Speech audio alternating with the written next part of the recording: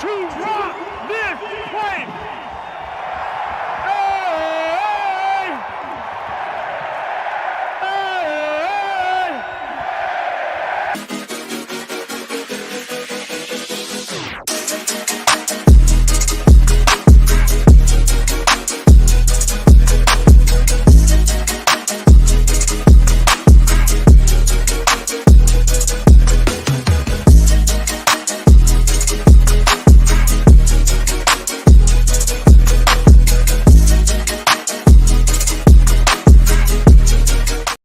Welcome to the Buffalo Sports Conversation Room. I'm your host, Jamie Malloy, and I'm ready to chat about Week 4 football. But first, I'd like to bring on my co-host, Joe Dalio. So without any further delay, here's Joe. Hey, Joe, how's it going? It is going great, Jamie. How you doing tonight? Not too bad, not too bad. We were just talking about that was a tough game, and you said you could feel it coming from Denver, Colorado, 5,280 feet above sea level away, Right. meaning a mile. Definitely saw it coming from a mile away. We talked about it last week, and we'll talk about it more here. You know, I don't think any reason to panic, but again, no surprise. Just all the elements seem to be going in that direction. So again, we'll definitely talk about that on the show today, amongst plenty of other things. And like I said, they're going to have games like this. Even the good teams do. They're not going to go on. They weren't going to go 17-0, and they always seem to bounce back after games like this. Yeah, my mama said there'd be games like this, you know, so they're this was one of those. Yep. So are we ready to talk about the Thursday night game between the Dallas Cowboys taking on the New York Giants? Yes, my second team, the Giants. I am ready to talk about it. Mm-hmm. Okay, here we go, folks. So with the Giants starting out with the ball, a long drive ended with a field goal to make it 3-0 G-Men. Then the Cowboys answered back with a Rico Dowdle, Muy Rico, in the end zone. Touchdown to make the score 7-3 Cowboys at the end of the first quarter. The Giants had to settle for another field goal on their next drive, while the Cowboys went for it on 4th and short. Fullback Hunter Lupique, or as I call possibly the next or a Mike Allsted wannabe, out of the backfield, ran it 6 yards for the first down. On the next play, Dak Prescott found CD had a little lamb for a 55-yard TD and a 14-6 lead over the G-Men at halftime. Once again, the Giants are only able to kick field goals. Well, Brandon Aubrey did a Brandon Aubrey thing and hit one from 60 yards, but did also miss one from 51 yards to bring the final score to 20-15 Cowboys. So, Joe, what did you think of the Cowboys finally being able to stop the run? Now, we know our buddy Devin Singletary is a good back, but nowhere the caliber of Alvin Kamara or Derrick Henry as the Cowboys struggled against those guys. But do you think the Cowboys are finally figuring out that they need to stop the run? Like I said, even though it was against Singletary? Yeah, I think they've known that they need to stop the run. They just haven't been able to do it very well. Now, again, you're talking about the Giants offense here. You know, no offense to Singletary, but like you said, not up to the level of, Derrick Henry and, Kamara and people like that. So, a solid game by the Cowboys. I knew they were going to come out fired up for this game for several reasons. One, that they just lost 2 home games and they put themselves in a tough spot at 1-2. Always up for games against the Giants. In fact, they've beaten the Giants 7 times in a row now, or I'm not sure if it was 7 times in a row before this, or now this win makes it 7 in a row. But they've absolutely owned the Giants. So, I'm sure they were up for it that way. And again, this is such a different team than last year. Last year, they struggled a little bit on the road and they were like untouchable at home, the Cowboys I'm talking about. And now coming off 2 home losses, you would think going back on the road that, they're going to be up for this game. So just combination of factors going here. And again, I think the Giants put up a fight. They played decent.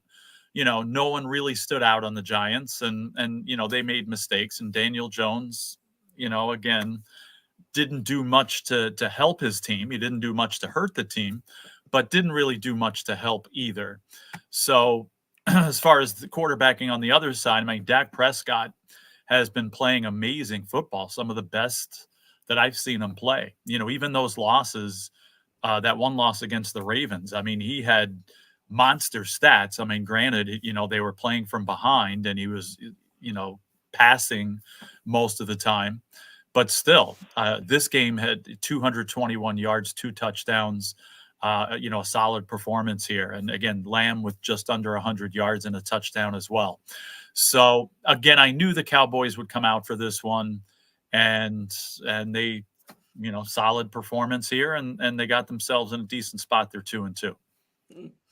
And the amazing thing is Dak's doing it with basically no running game, and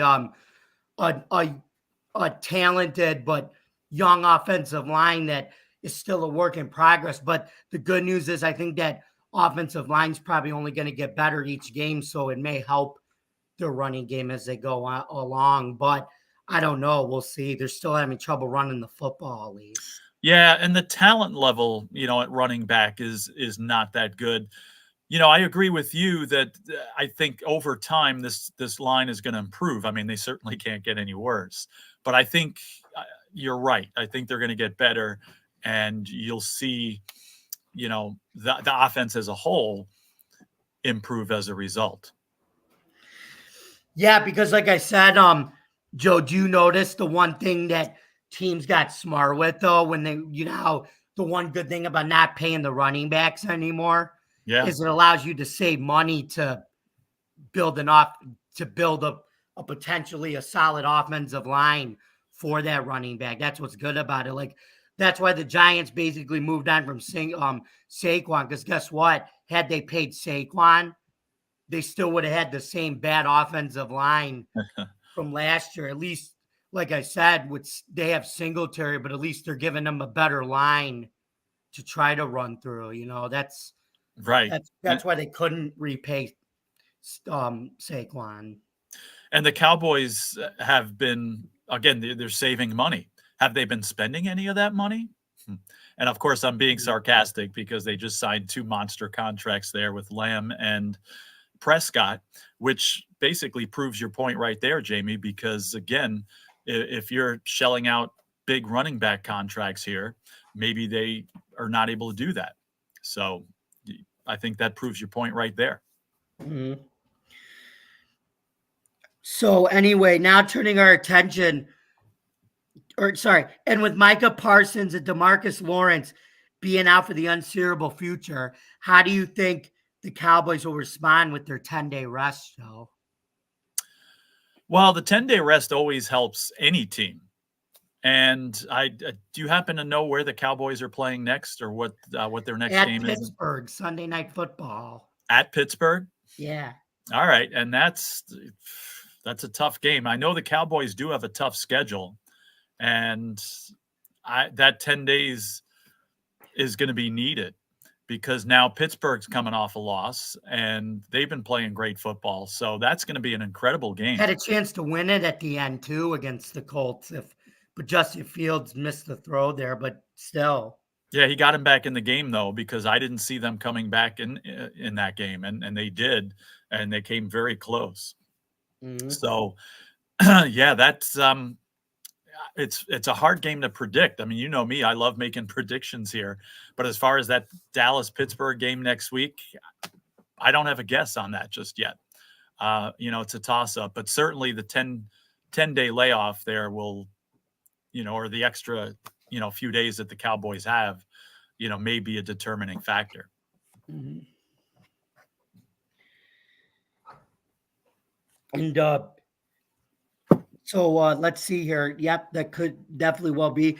And who knows? I know Rich is obviously, like I said, on our podcast. I know Adam, it seems like it doesn't matter what the Steelers do. He's just, like I said, he doesn't like his coach. But Rich is at least more like he's happy when you could tell on the he's happy when the Steelers do well. On our open mic night, which we're going on tonight, and even he said the way Justin Fields is playing, even though they lost, he's not messing it up, which is good. No, and Justin Fields is playing well. I'm not too surprised about that. I am a little surprised that the Steelers are 3-1 at this point. So if I'm a Steelers fan, I'm still happy. It's a difficult loss there. They were due, and the Colts were due for a win, and they needed that win at home. But like you said, the way they came back, the way they fought, and Justin Fields playing some decent football here, some very good football. I'd be very encouraged if I was a Steeler fan. And right now that division is wide open. Mm-hmm. So certainly I'd be very optimistic now if I was a Steelers fan. Again, tough game coming up with Dallas here, but even if they lose that, they're still 3-2 and plenty of season left. If they win that, then they're in great position being at 4-1. Yeah, they could be a 10 or 11 win team, I feel like, which a lot of people did not see coming, including myself. Right, but they have a formula that they're sticking to, and that's playing Steeler football. Cut down on the turnovers and just run the rock like they've always. That's been their mantra. Yep, exactly. So, yeah. Anyway, turning our attention to the 1:00 Denver Broncos game, taking on the New York Jets.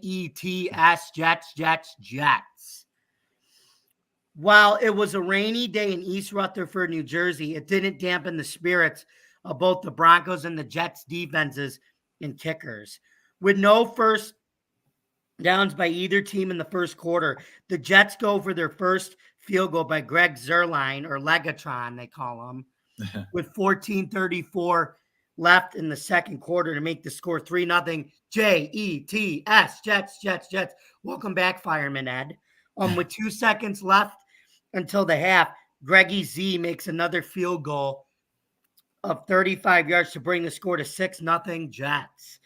In the third quarter, Bo Get Your Knicks on Route 66 threw his first NFL Pro touchdown to Cortland Oliver Sutton, 87 yards, giving Denver the first lead of the game, 7-6. After both kickers hit field goals each to bring the score to 10-9 Denver, with 1:31 left in the fourth quarter, Will Lutz went for a 50-yard field goal and missed, leaving it to score 10-9 Denver. That left the Jets with 1:27 left on the clock to get into Greg Z's range with no timeouts left. With 51 seconds on the clock, it was now Zuerlein's turn to try a 50-yard field goal attempt. But classic Greg Zuerlein, he missed it too. And the Broncos held on to win the game 10-9. Huge win for Sean Payton and the Denver Broncos, and a humbling loss for the Jets there, even with Mr. Rogers and Mr. Breece Hall. So, Joe, what did you think about it being an old school type of game with bad condition elements, great defenses, and coming down to a missed field goal? Well, it's funny because when the Bills aren't playing on Sunday, I like to watch NFL Red Zone because you get a little bit of each game. I have, between fantasy and between pools that I'm in and stuff, I have, something invested pretty much in every game. So watching NFL Red Zone gives me a chance to keep up with what's going on around the league. And I just kept wondering, why are they not showing any highlights from this game? And it was a simple answer. There were no highlights from this game. I mean, like you said, it was pouring rain. And when they did check in, you could see the sideways rain. It was just absolutely nasty there. But it was a defensive battle, and the offenses just weren't making it happen. As tough as it was, again, because of the elements, but still, there was nothing there. Now, this is such a typical example of what's been going on in the NFL, especially this year. It's always happened this way, but especially this year. A team looks like a Super Bowl champion type caliber team one week, and then they look horrible the next week. A la Dallas Cowboys week 1 at Cleveland, look like a Super Bowl team and come back and think it was the playoff game from last year or every year, and they got killed at home. Same with the Jets. The Jets now, granted, they played some subpar teams in Tennessee and New England, but they looked amazing. They looked like the Jets team that a lot of people thought they were going to be. and that had a chance to win this division and go far. And then they lay this absolute egg at home against an inferior team. So this is happening all over the place. We'll talk about the Bills game in a little bit, but the Bills look like a Super Bowl team and smashing the Dolphins and the Jaguars, and then just show up looking like the inferior team to the Ravens. So this happens all the time. And this is an example of it. I mean, the Jets looked phenomenal for 2 weeks in a row, and then they looked like last year's Jets, with Wilson at quarterback. So it's just, and another thing too, I was never really one that listened to the chatter about Robert Saleh and his inability to coach and that he was on the hot seat. But I'll tell you right now I'm listening. This team was not ready to play, and he doesn't have the respect of his star player, and he's made some other situational mistakes here that certainly didn't help his team. And so now I'm listening, and I am not so sure that he's the right guy for this job. And, you wonder what's going to happen for a team that needs to win now. I mean, I don't think he'll get let go before the end of the season. And I still think the Jets turn it around and are right there in the race at the end. But I mean, if the Jets fall short this year, darn well he's not coming back. And it would be an absolute mistake. And he's an amazing guy. Again, I want to see him do well, but you look at his record over time, you look at, again, some of the moves he's made. And again, this is not the first time this has happened where the Jets lay an egg at home against an inferior team. So you got to attribute that to coaching. And I think you got some serious concerns there. So Jets better wake up fast. And this is not a game you can afford to lose. Although the one thing I do give him credit, or at least, like I said, at least he's building the foundation for them to be a good team with or without him, because you got to remember too, Joe, his first year, it wasn't really his fault, because remember they were 4-13, but they were young and they had a bunch of cap money but then you knew that after that year they were building something. He had to get them out of cap hell, which they did, and then they did make some progress under him. It's just it's still remaining to be told. But I think, like I said, I do think he hasn't done great, but he hasn't done awful with them either, though. Yeah. All right. I'll give you that. And certainly the first season, I'm going to make a comment too. We got a couple of comments here, Jamie.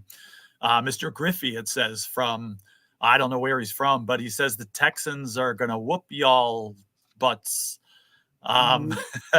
So he's saying, let's go Texans. So we very much appreciate the comment there. And we're certainly going to talk about Bills Texans coming up in a little bit here. So this one, I have to say woof too, though. No one want to play with Josh Allen. Okay. Woof on that one, buddy, but thanks for the comment. Yeah. Like I said, we appreciate any comments, whether or not we agree with the accuracy of them. But keep them coming, all right, because we appreciate that. But yeah, so you can't blame Saleh for the first season, again, and you got to give him some leeway as well, with, of course, Rodgers going down last year, and certainly things. And he still led him to a 7-10 record too, despite that. Look at the defense he's built there too. He at least he took his lessons like from the 49ers and built that same type of defense with the Jets, though, too. You got to give him credit for that. You got to give him some credit, but like I said, I'm listening a little closer to those that have their doubts, just because this type of game has happened before, and again, now when you're in win now mode and you have a chance to win a division and perhaps advance in the playoffs, you can't let stuff like this get in the way of that. See, I'm glad you're mentioning about coaching firing, Joe. This isn't a topic, like, this is kind of off the cuff here.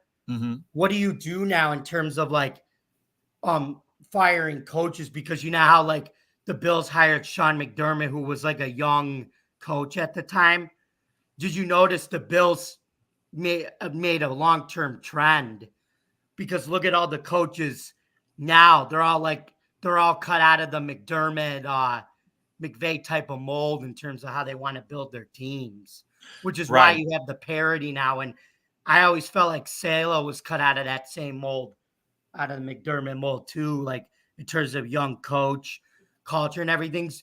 And like I said, after Belichick, like it all regenerated. You don't have any more of the old school type of coaches anymore. So how do you go about how do the Jets go about hiring a new coach where, like I said, you're probably going to hire somebody that's similar to Salah in terms of like he's a first year culture guy. I mean, it's Yeah, different now, it's a tough call. And, Mr. Griffey says he was just joking and he Okay. complimented our podcast. And so, again, we'll compliment you for watching. We appreciate that very Mhm. much. And wish you the, good luck on Sunday. You can't make that coaching change now, I don't think. So I think you got to roll with what you got because, even though maybe there's better coaches out there, I mean, are you going to get any of those right now? I don't think so.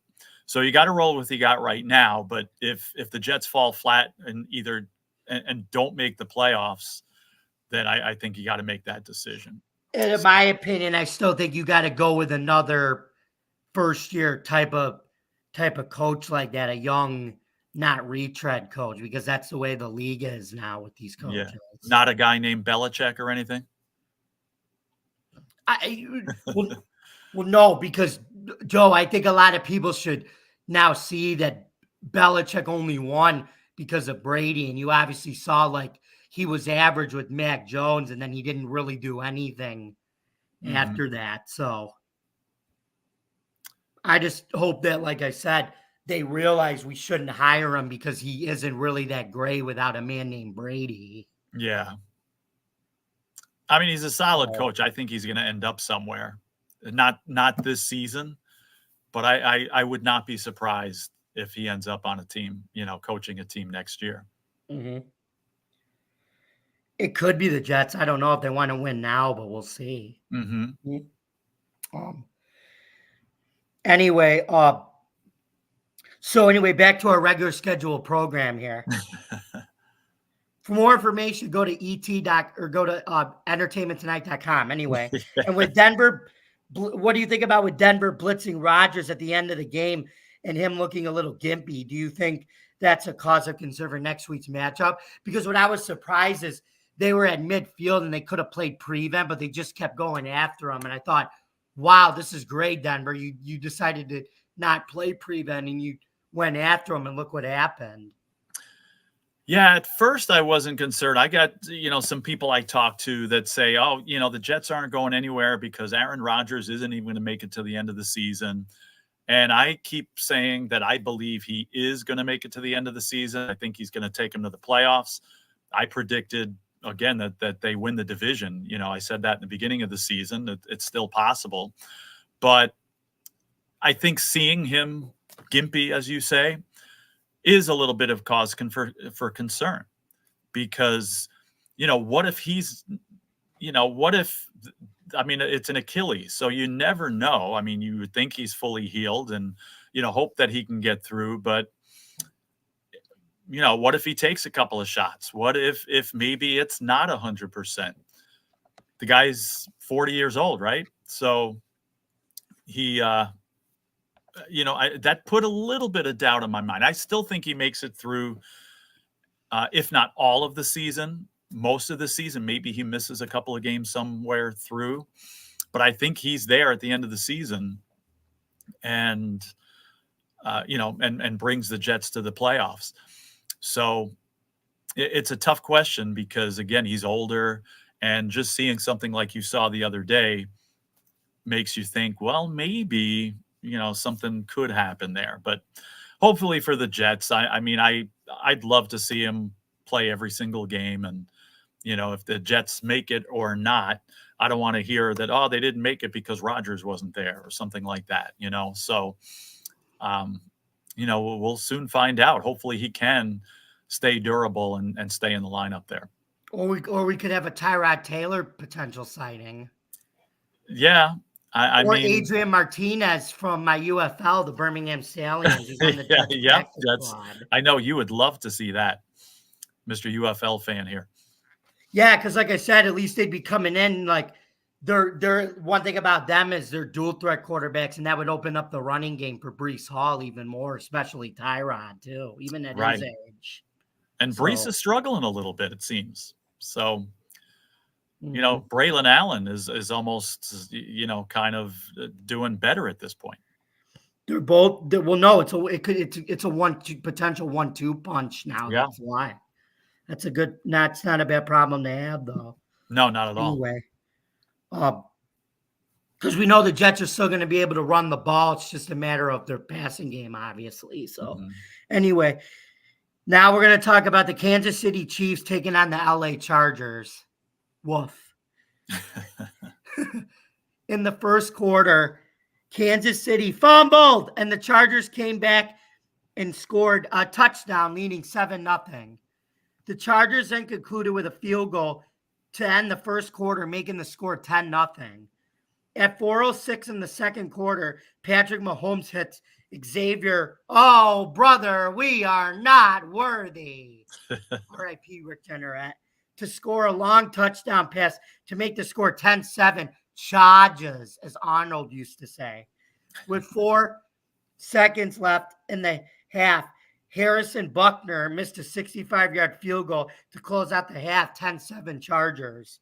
Buckner would then redeem himself by making another field goal in the third quarter, bringing the score to 10-0. The score would remain knotted until 6:04 in the fourth quarter when Kansas City scored a touchdown to give them their first lead in the game to 17-10, which would end up being the final score. The Chiefs scored 17 unanswered points to beat the Chargers 17-10. So, Joe, now with Rashid, I'm not Jerry Rice, getting hurt and being out for the rest of the year, how much do you think that will hurt Kansas City's offense? Or does that help them because now Travis Kelce can get the ball more? I think a loss like that, along with the other losses that they have, are going to hurt that offense. It's, they're in a little bit of trouble, I think. Now, it's weird, though, because I heard some chatter on the radio, throughout the last couple of days here. Now, I'm sick of hearing news about the Chiefs, right? We're all sick of seeing them and just everything is Chiefs and they're always on and they're in every commercial and just I'm so sick of seeing them. And so I'm certainly not intrigued by them, except this situation has me a little intrigued because I'm very curious. They're going to make a move because, they've lost their top running back. They've lost a couple of their top receivers here. So you would think it's early enough. They're going to bring somebody in. And the question is, who are they going to bring in? It's going to be a big name. And I've heard some names floated around there. One of them was Devontae Adams. Now, the person on the radio said something that I completely agree with. He's like, do you think ever, this is a sure sign of the apocalypse, if if Davis of the Raiders there would trade his star receiver to the arch rival Chiefs? Can't ever see that happening. And but Joe, you forgot what team we're doing, right? And what did we do on draft day? Right, they bumped up, traded up, right? And what team? With the Chiefs. Yeah. So I think, why I think he would do it? Because here's what I think he's doing. They got Antonio Pierce, right? They got the style of football that they showed they could beat the Chiefs with, play that nasty offensive line, get gritty style football. I say, here you go. We'll send him to the Chiefs, right? See if you can play there with basically zero running game until Pacheco comes back. In Kansas City, you give us some of your capital, and we'll just keep building to maybe match you. We'll see. Okay. I think Mark Davis he should say, I dare you to take them from us because watch what we're going to do. All right, maybe you're right about that. I like it, and hey, you heard it here first. Jamie said, if that actually happens, we all know darn well where Devontae Adams is going, don't we? Mm-hmm. Right, the team we were just talking about. Wouldn't Mm-hmm. that? Because I was hearing some guys talking about that today. They were like, "Hey, if you're the Jets and you're the coach and the GM, you know your butt's on the line and on the hot seat. So who cares what you got to give up for him? Because if you don't give it up for him, what difference does it make? If your team doesn't produce, you're not going to be here next year anyway. So who cares who you have to give up in order to get Devontae Adams? So I think Adams is going to New Jersey and replaying with his old quarterback friend there. So I think that's going to happen there. Now, there was some other names they're throwing around, and I'm blanking on them. There were some good names and logical ones that I am not remembering right now. And I'm very disappointed. Sorry, folks. I can't remember who it was, but they were logical names. So I'm very curious to see who they're going to end up with. Now, this ain't going to happen, but imagine without Tua in Miami, Tyreek Hill comes back to the some Chiefs. guy named Hill going back there. I highly doubt it. I'm not hearing anybody talk about it, so I'm just picking this out of thin air. But nothing is out of the realm of possibility. I'll say that. I don't think it's going to happen. But I do think the Chiefs are going to make a big move for a big-time receiver. And I'm very curious to see who it's going to be.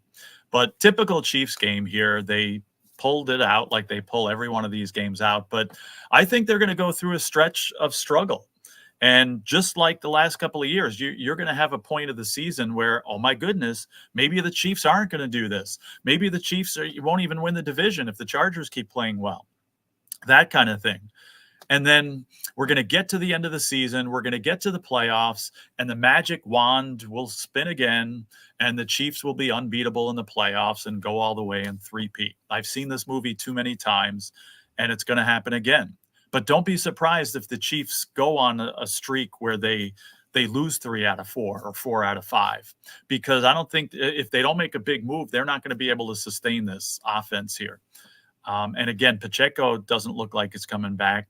I don't know if it's been confirmed yet, but they pretty much are positive that Rice has a torn ACL and he's not coming back. So, and I don't know what the deal is with Brown.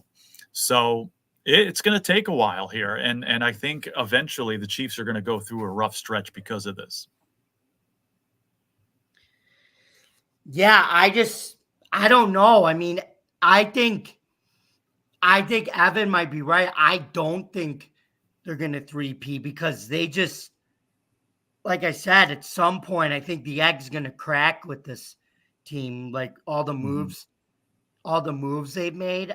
I mean, at some point, it's law of average because, like I said, they don't really have anything right. Like Mahomes is basically playing with he's still basically playing with nothing, just like the last 2 years. Even when they won the Super Bowl, he hasn't really played with anything.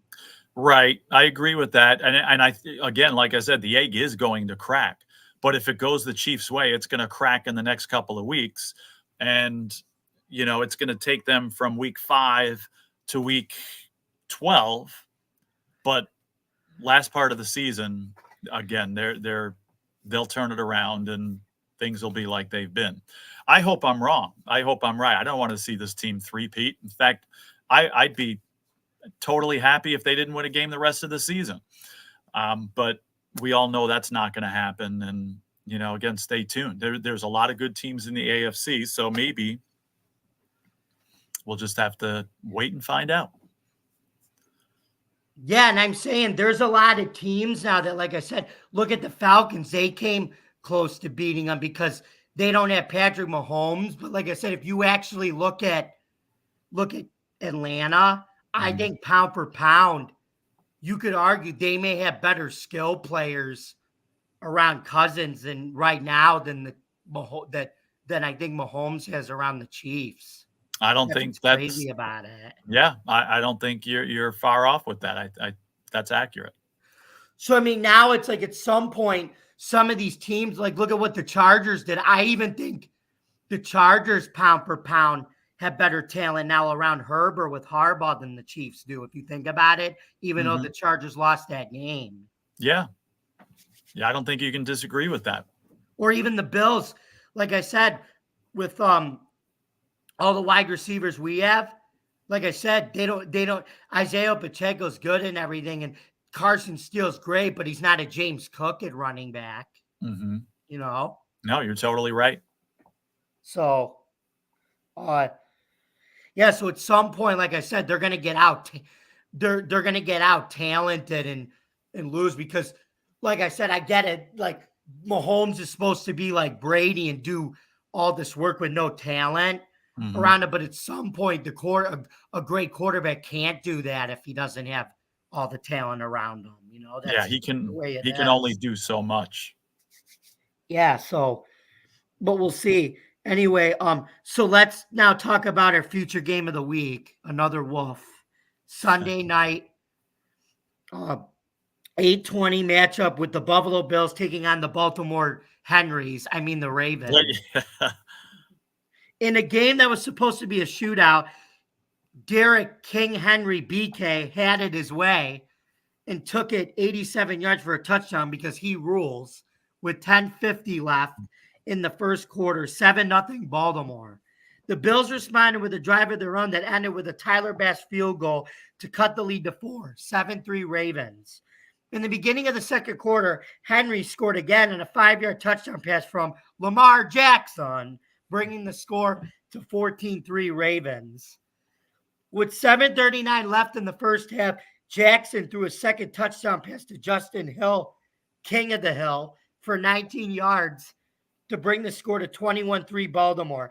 At the start of the second half, Josh Allen threw a 3-yard pass to backup running back Ty Johnson, SC Johnson, a pass-catching running back, which made the score 21-10 Baltimore.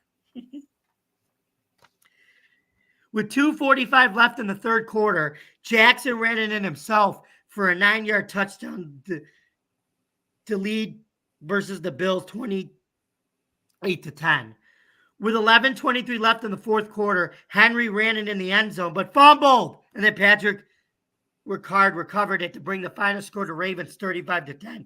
So, Joe, what do you think happened to our rush defense on Derrick Henry Sunday night? I already talked about it backstage, but let's tell our 6 listeners right now that are listening, that are loyal listeners, what went on with our run defense? Yeah, that's a good question. Now, I said this backstage, and you mentioned about Mile High, and I saw this coming from a mile away. Now, I thought the game would be closer. I didn't expect the Ravens to dominate as much as they did. But I like I said earlier in the show here, when a team looks like a Super Bowl contender one week, how many times the next week do they not live up to that and fall short? And that's exactly what happened to the Bills. I mean, they won twice, 2 games where they looked like Super Bowl contenders, and then they were due for the letdown.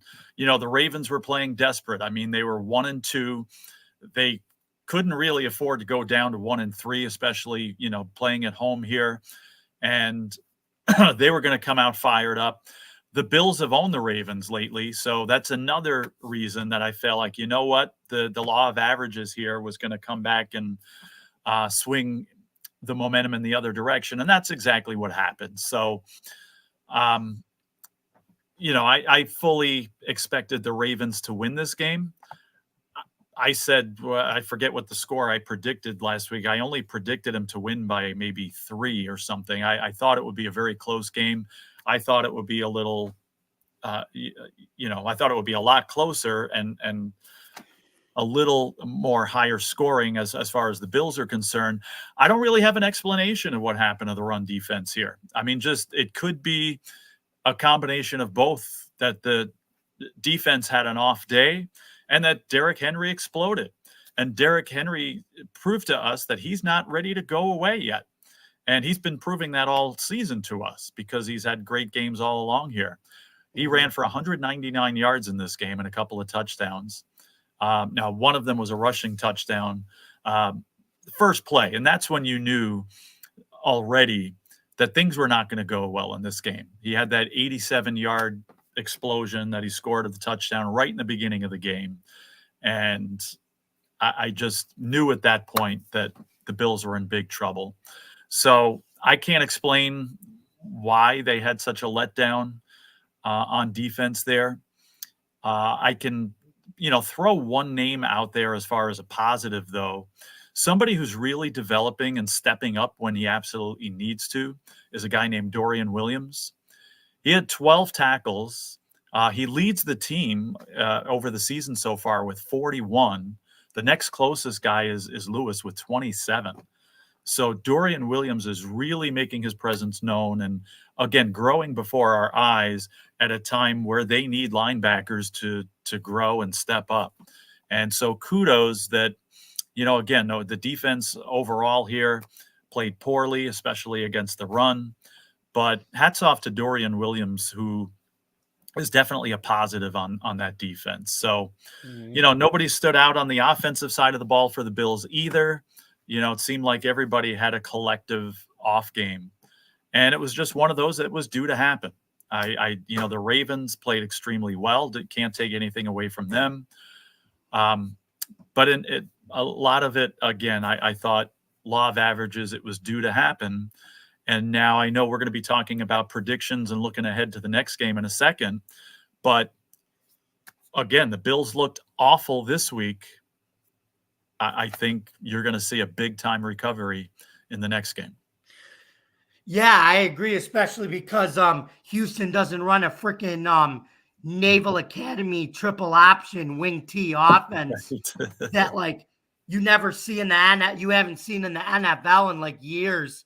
And even Chris Collinsworth said it that type of offense the Ravens run, you never see that anymore in the NFL. It's like a triple option offense where it's just you run the ball basically on every down, and when you got Lamar Jackson and Henry to do it. Yeah, again, not in 2024. You don't see that. You're right, unless it's the Baltimore Ravens. No, I'm saying you see it in college still, but not the NFL. Right, exactly. That was like an offense that the 85 Washington at the time Redskins, now Commanders, ran with Joe Theismann. They showed it too. Mm-hmm. You're right. But I wonder if maybe they think that's the format now to beat Kansas City, to keep them off the field. Hey, you got to try something like that. Mm-hmm. Mm-hmm. So, speaking of that, Joe, what did you think about the Ravens offense running the ball 90% of the time? We kind of touched that, but. Yeah, kind of talked about that. And not only is it a way to beat Kansas City, but a way to beat Buffalo and to beat some of these other good teams in the AFC. You run the ball effectively like that, you're going to beat anybody. And, that's a formula that I think they're going to have to carry with them, throughout the season. You might see them living and dying with that formula because especially if it works like this and it continues to work like this, then why not? That's the strength of your team. And you're going to keep these excellent offenses off the field, then why not, go with it and keep throwing it out there and let that be the formula for success or lack of it.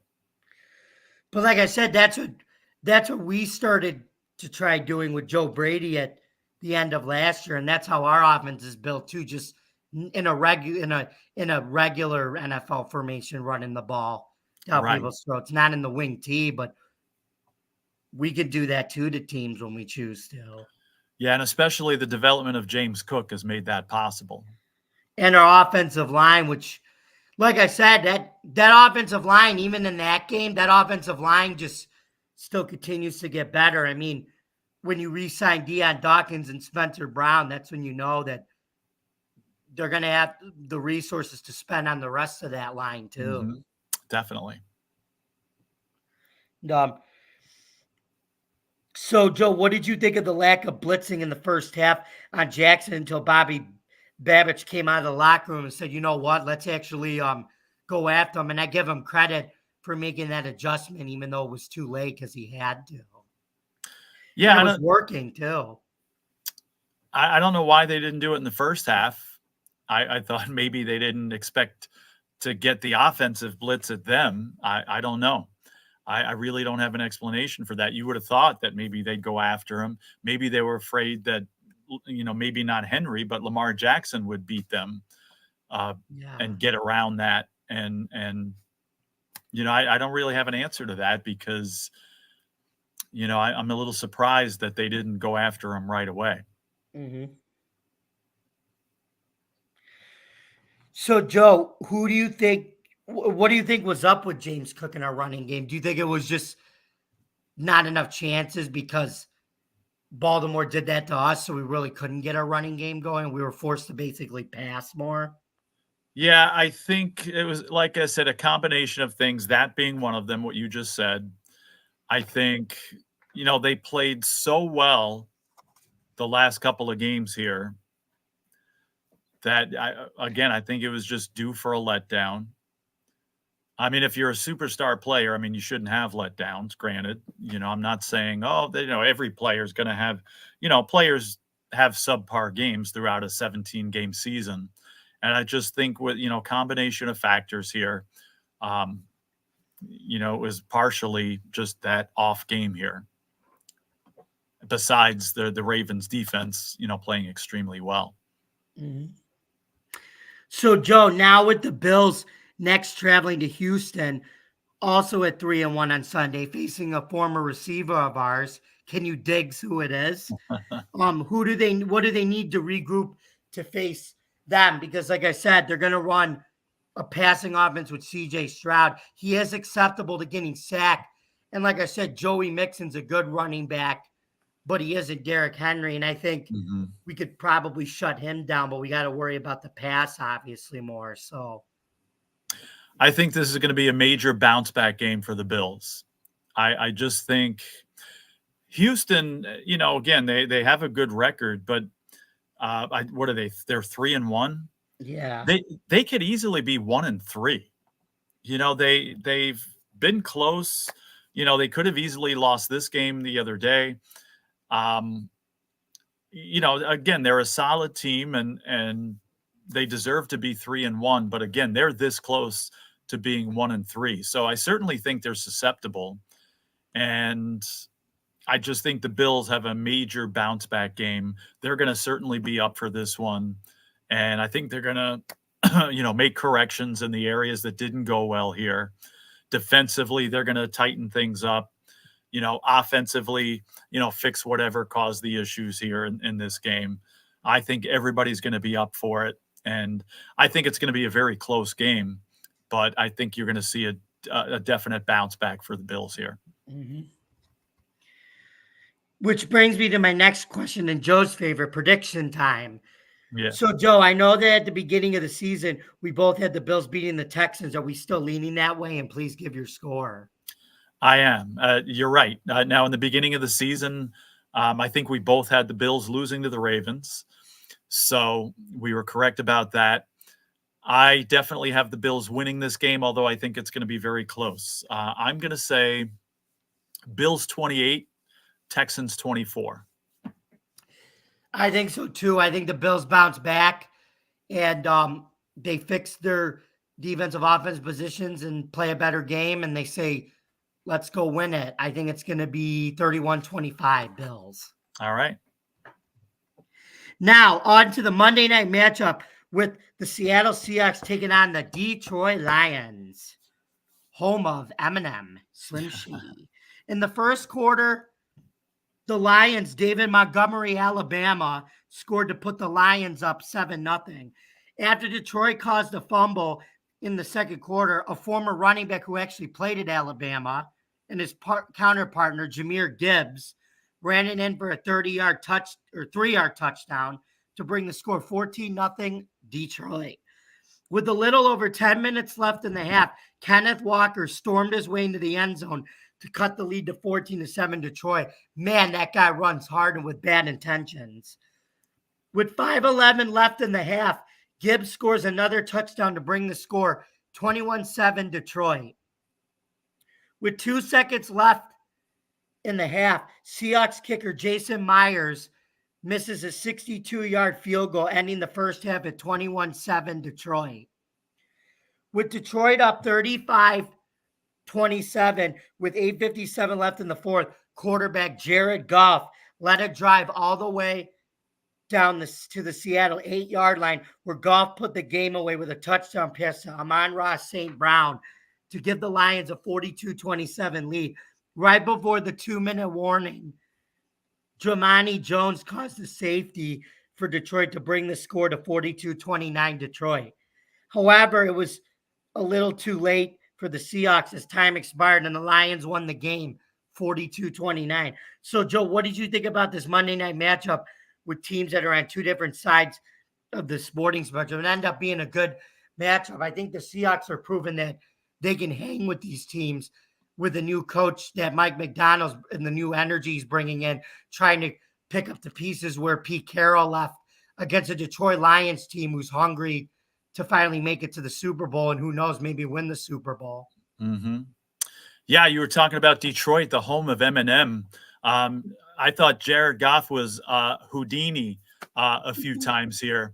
He basically played a perfect game. I think, and they even said one of the reasons he took the safety was to preserve that perfect game there. But I don't know if that's true or not because I didn't see the end of the game. But, great game all around. Now, I think Seattle, too, we were talking about the Bills being due for a letdown. And I think Seattle was, too, although certainly they played a very solid game here. And, yes, it's their first loss of the season. But again, a loss at Detroit against this Lions team, that's certainly not a bad loss, especially the way the Seahawks showed up and played. So I give them a lot of credit. Again, this was a letdown spot. The Lions were going to be pumped up for this game, and they certainly were. And they played amazing. I mean, the Lions played like a Super Bowl contender here and showed the country here on national TV that they are a Super Bowl contender. Mm-hmm. So, great win from them. Goff played an MVP game here. So I am a little surprised with Seattle and the start that they got off to. I thought maybe they'd be good. I was very curious to see how they were going to start off in the post-Pete Carroll era here. But I am more than impressed with the way they're playing. And they're going to give the Santa Clara 49ers a run for their money here. The 49ers are struggling early in the season. And, of course, they've had injuries and stuff. But Seattle, I think, is going to be breathing down their backs all season long here. I think, the 49ers eventually take it. But Seattle, I would not be surprised if they're a playoff team. And if, again, they're right there neck and neck with the 49ers throughout most of the season. And could surprisingly make one of those Cinderella deep runs. Who knows with how they're built. Yeah, certainly not out of the question. I mean, that's a long way off, but this is not a bad loss for them. They were due for the letdown, but certainly played well enough, to win. I mean, just the Lions completely, took over here and, showed again how good they are. But good effort for the Seahawks. And certainly, again, when you look at the schedule here and you look back, losing at Detroit, not a bad loss at all. Mm-hmm. And they didn't get blown out either. They put on a good show too, which was good. So anyway, Joe, guess what? It is now that time in our show for our question of the week segment. Would you like to give it a try? I would like to give it a try. Now we've had guests on here a couple of weeks to bail me out of this, so now that the pressure's back on me, I'm looking to produce here. Okay. So Joe, here's your question. Can you guess who this NFL player is? He has the most receptions by a running back in NFL history. Is it LaDainian Tomlinson, Matt Forte, Larry Self-Centers, or Marshall Falk? Love you, Chris Berman. Tough question. I got it narrowed down to two. I am going to, Tomlinson, I thought it was it until you said Marshall Falk. So I am going to go with one of the leaders of the greatest show on turf, Marshall Faulk. You got it. All right. And the Man in 2003 cover athlete. Right. Mm-hmm. So let's party hard with that one. Right. There we go. Well, it looks like we come to the end of our show.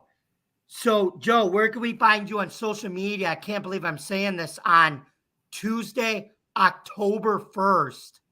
It's Woo!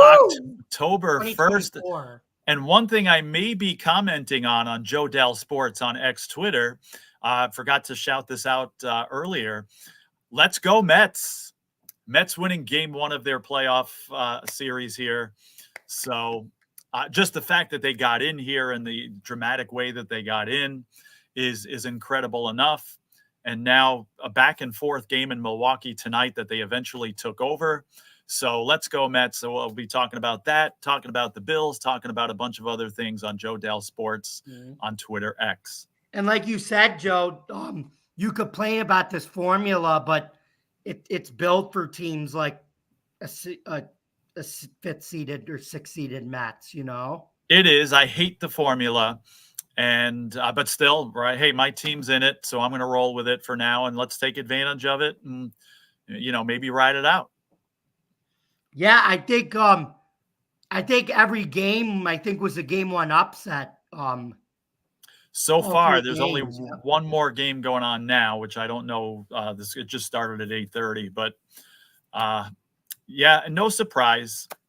I'm a little disappointed I didn't put money on any of these underdogs because it always happens in this round and in the next round, et cetera. So, I should learn my lesson from this. I didn't put anything on it, but I should have.